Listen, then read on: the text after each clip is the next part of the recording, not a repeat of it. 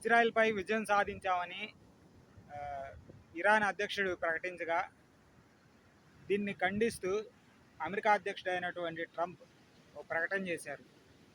Khamenei ఎక్కడ దాక్కున్నాడో తనకు తెలుసునని, ఆయన ఆశ్రయం పొందిన ఎక్కడైతే తల దాచుకోవటానికి ఈ ఆశ్రయం పొందాడో ఆ ప్లేస్ కూడా తనకు తెలుసునని, కానీ ఇరాన్ కోలుకోవటానికి, మళ్ళీ తిరిగి పాత వైభవం తెచ్చుకోవటానికి స సహకరించామని చెప్పాడు.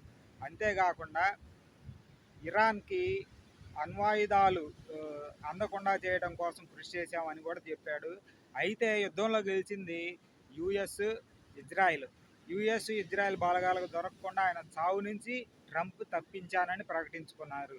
అలాంటి పరిస్థితుల్లో ఇలాగా మేము ఇజ్రాయిల్ మీద గెలిచాము, అమెరికాని దెబ్బతీసాము అనేటువంటి ప్రకటనలు చేయటం అనేది తప్పు.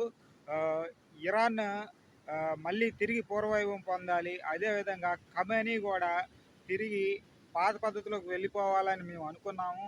వాటి వాణిజ్య సంబంధాలు కూడా పునరుద్ధరించాలని కూడా అనుకున్నాము. కానీ ఇలాగా ఇజ్రాయెల్ మీద గెలిచాము అనే ప్రకటన చేయడంతో ఈ ఆలోచనలన్నీ మానుకుంటున్నట్టు ట్రంప్ తెలియజేశారు.